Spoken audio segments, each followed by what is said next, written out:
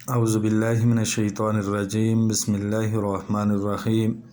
رب اشرح لی صدری ویسر لی امری واحلل عقدۃ من لسانی یفقہوا قولی۔ صدق اللہ مولانا العظیم۔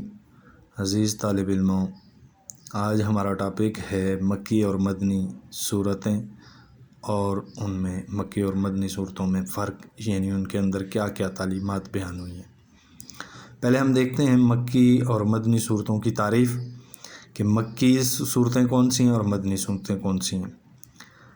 تو مکی صورتیں وہ صورتیں ہیں جو نبی مہربان صلی اللہ علیہ وسلم پر ہجرت مدینہ سے پہلے نازل ہوئیں، یا تو وہ ساری کی ساری مکہ میں نازل ہوئیں، یا ان صورتوں کا زیادہ تر حصہ مکہ میں نازل ہوا، وہ مکی صورتیں کہلاتے ہیں۔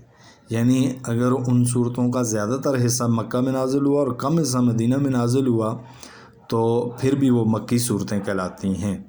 ہم مکی صورتیں جو ہیں وہ 87 ہیں۔ اسی طرح مدنی صورتیں کی تعریف یہ ہے کہ مدنی صورتیں وہ صورتیں کہلاتی ہیں جو نبی کریم صلی اللہ علیہ وسلم پر ہجرت مدینہ کے بعد آپ پر نازل ہوئیں، یا جن صورتوں کا زیادہ تر حصہ مدینہ میں نازل ہوا اور کم حصہ مکہ میں نازل ہوا تو پھر بھی وہ مدنی صورتیں کہلاتی ہیں۔ اب مدنی صورتوں کی تعداد ہے 27۔ اس طرح صورتوں کی مجموعی تعداد جو ہو گئی وہ 114 ہے۔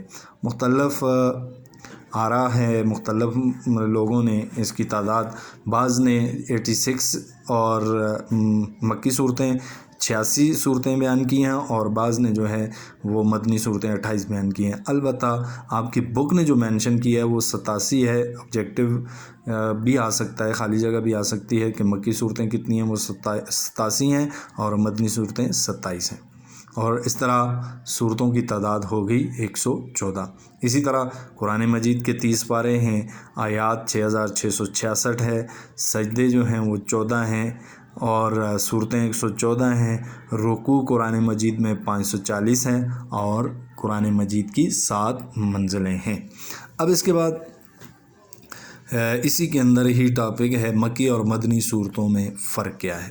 یعنی اب ہم دیکھیں گے کہ مکی صورتوں کے اندر کیا تعلیمات بیان ہوئی ہیں اور مدنی صورتوں کے اندر کیا تعلیمات بیان ہوئی ہیں۔ تو مکی صورتوں کی خصوصیات دیکھتے ہیں۔ پہلے ہم مکی صورتوں کی خصوصیات اور پھر اس کے بعد ہم مدنی صورتوں کی خصوصیات دیکھیں گے۔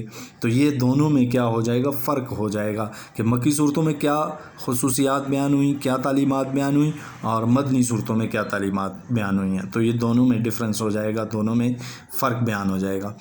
تو اہم خصوصیات کیا ہے، کہتے ہیں اس طویل اور شدید کشمکش کے دور میں جو صورتیں نبی کریم صلی اللہ علیہ وسلم پر نازل ہوئیں ان کی کچھ خصوصیات مندرجہ ذیل ہیں۔ یعنی مدینہ کے اندر نبی کریم صلی اللہ علیہ وسلم پر بہت زیادہ پریشانیاں، مصائب اور تکالیف آپ کو پہنچائے گئے۔ اس شدید کشمکش کے دور کے اندر نبی کریم صلی اللہ علیہ وسلم کے اوپر جو صورتیں نازل ہوئیں ان کی خصوصیات یہ تھیں۔ نمبر 1، ان صورتوں کی قوت تاثیر تھی، کہ ان کے اندر بہت زیادہ قوت تھی کہ وہ دلوں پر اثر کرتی تھیں۔ اس لیے نمبر 1 ہم لکھتے ہیں قوت تاثیر۔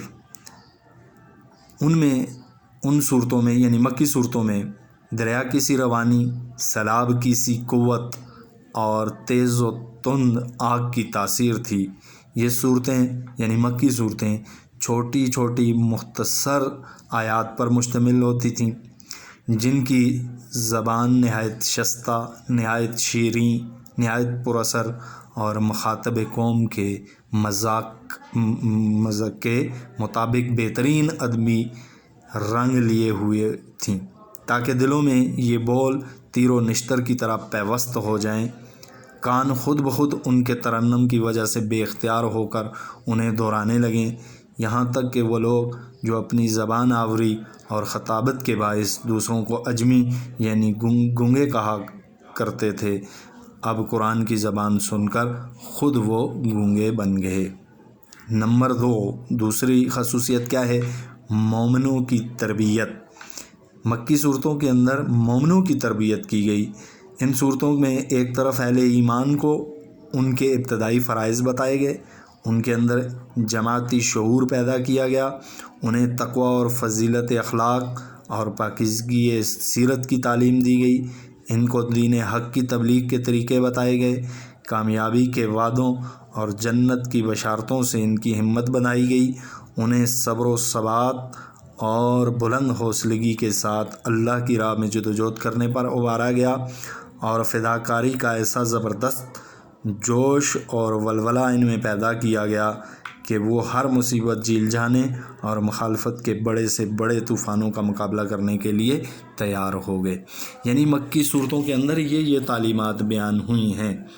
اور نمبر 3 ہے عبرت کی نشانیاں۔ ان صورتوں کے اندر عبرت کی نشانیاں بتائی گئیں۔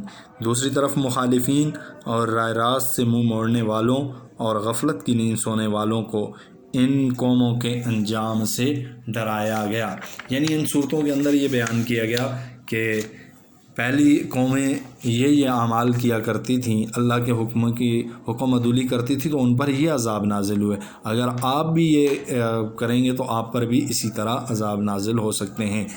جن کی تاریخ سے وہ خود واقف تھے، یعنی پہلی قوموں کی تاریخ سے وہ مشرکین مکہ واقف تھے کہ ان کے ساتھ کیا کیا ہوا ہے۔ مثلا قوم عاد اور قوم سمود اور قوم فرعون وغیرہ، ان کے ساتھ اللہ تبارک و تعالیٰ نے کیا کیا، ان صورتوں کے اندر یہ بیان کیا گیا۔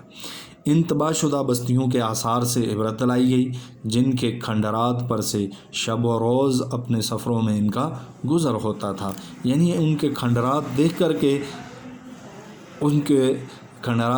کے ان کو ان قوموں کے اوپر آنے والے عذاب سے عبرت دلائی گئی۔ اور اسی طرح ان صورتوں کے اندر توحید و آخرت کے دلائل بھی بیان کیے گئے۔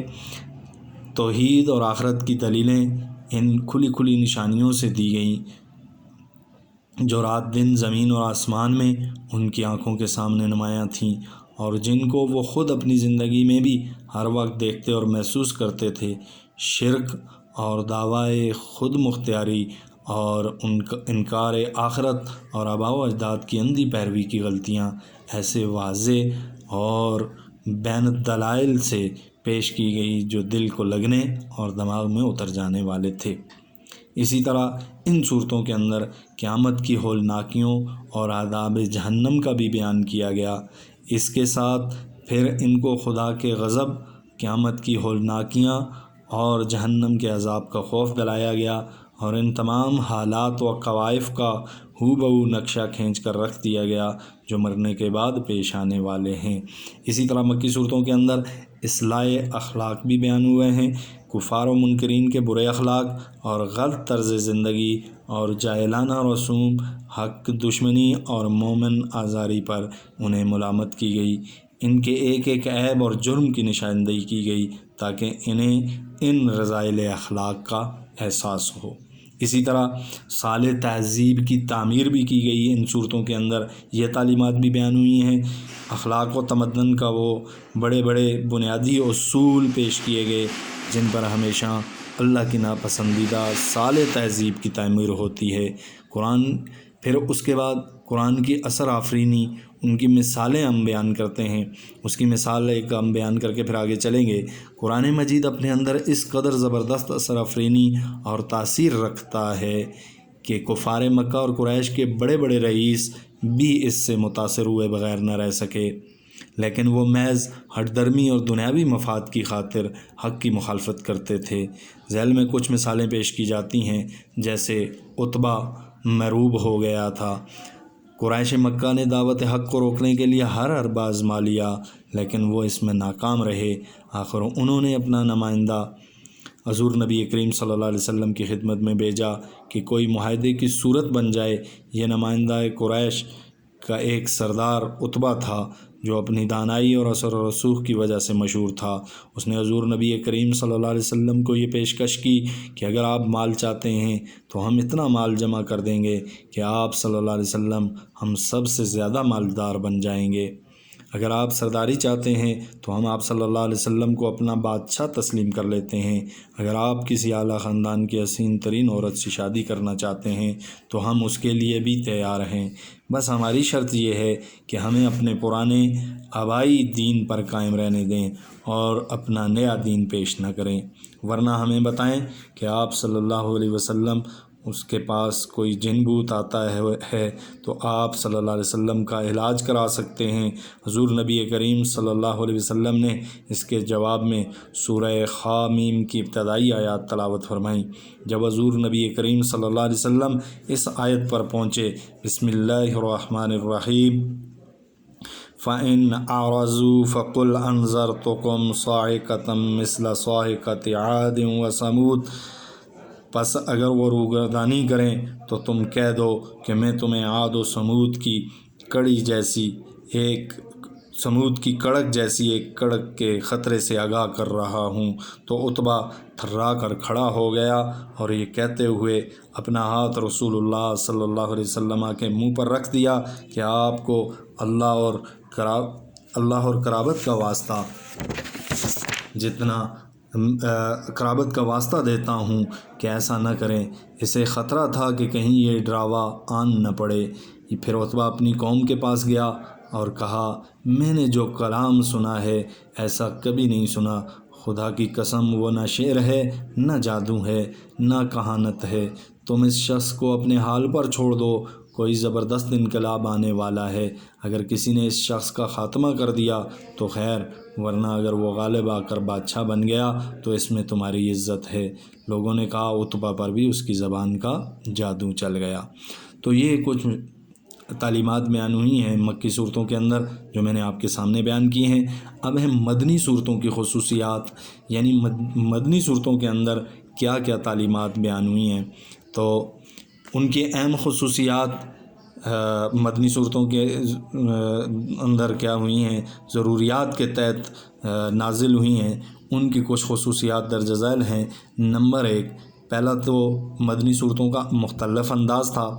وہ انداز کیا ہے؟ نمبر 1، ان ضرورتوں اور تقاضوں کے مطابق اللہ تعالیٰ کی طرف سے ایسی تقریریں رسول اللہ صلی اللہ علیہ وسلم پر نازل ہوتی رہیں جن کا انداز کبھی آتشیں خطابت کا، کبھی شاہانہ فرامین و احکام کا، کبھی معلمانہ درس و تعلیم کا، اور کبھی مصلحانہ افہام و تفہیم کا ہوتا تھا۔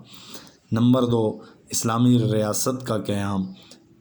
مدینہ پہنچ کر کے اللہ تعالیٰ نے رسول اللہ صلی اللہ علیہ وسلم کو یہ حکم دیا کہ سب سے پہلے آپ نے اسلامی ریاست کا قیام کرنا ہے۔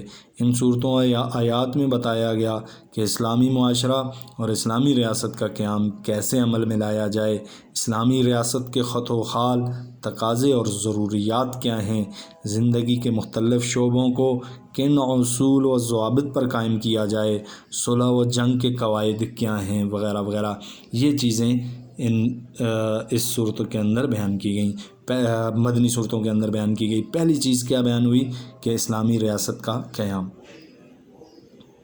اور پھر اس کے بعد پوائنٹ نمبر 2 ہے، یعنی دوسری کیا تعلیمات تھیں؟ سوال تہذیب و تمدن کی تشکیل۔ ان صورتوں اور آیات میں بیان کیا گیا ہے کہ جاہلانہ تہذیب و تمدن کے مقابلے میں ایک سوال تہذیب و تمدن کی تشکیل کیسے عمل میں آ سکتی ہے، غلط رسم و رواج اور طور طریقوں کے اصلاح کیسے ہو سکتی ہے، اور اسلامی تعلیم کی برکات سے دنیا کو کس طرح بہرور کیا جا سکتا ہے۔ اسی طرح نمبر 4 ہے دشمنوں سے معاہدہ۔ مدنی صورتوں کے اندر، ان آیات کے اندر، ان صورتوں کے ذریعے یہ واضح کیا گیا کہ برسر جنگ دشمنوں اور ان قوموں کے ساتھ کیا طرز عمل اختیار کیا جائے جن سے معاہدے کیے گئے ہیں، یعنی دشمنوں کے ساتھ جو معاہدے کیے گئے ہیں ان کو کیسے پورا کرنا ہے۔ ان صورتوں کے اندر کیا کیا گیا، یہ تعلیمات بھی بیان کی گئیں۔ اس کے بعد ہے مختلف گروہوں سے برتاؤ۔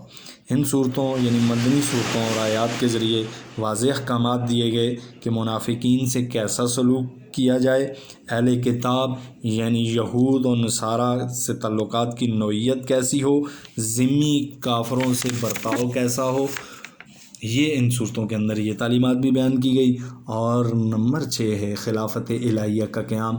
ان کے ذریعے اہل ایمان کو یہ بتایا گیا کہ وہ خود کو کس طرح منظم کریں تاکہ وہ دنیا میں اللہ تبارک و تعالیٰ کی خلافت کے فرائض سر انجام دینے کے لیے اپنے آپ کو تیار کر سکیں۔ اسی طرح یہ آیات بھی اس میں یہ تعلیمات بھی ان میں موجود تھیں، ان آیات کے اندر یہ تعلیمات بھی بیان کی گئیں کہ منکرین کو آپ نے دعوت حق بھی کرنا ہے۔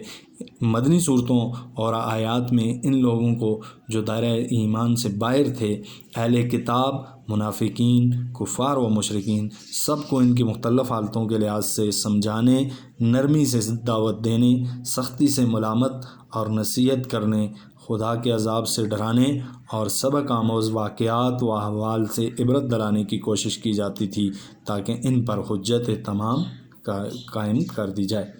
اسی طرح ان صورتوں کے اندر عبادات اور لین دین کی تعلیمات بھی بیان ہوئیں کہ عبادات میں روزہ، زکوٰۃ اور حج بھی فرض ہوا ہے، یعنی مدنی صورتوں کے اندر ہی یہ بتایا گیا کہ یہ چیزیں تم پر فرض ہیں۔ تجارت میں لین دین کے احکام بتائے گئے اور عدل و احسان کی بھی تعلیم دی گئی۔ تو یہ مکی اور مدنی صورتوں کے اندر یہ تعلیمات بیان ہوئی ہیں۔ اب یہ دونوں تعلیمات، دونوں مکی اور مدنی صورتوں کی تعلیمات جو ہیں، یہ دونوں کے اندر کیا بیان کر رہی ہیں؟ فرق بیان کر رہی ہیں کہ مکی صورتوں کے اندر کون سی تعلیمات بیان ہوئی ہیں، کون سی خصوصیات ہیں، اور مدنی صورتوں کے اندر کون سی تعلیمات اور خصوصیات بیان ہوئی ہیں۔ امید کرتا ہوں کہ یہ ٹاپک آپ کو سمجھ آ جائے گا آسانی کے ساتھ۔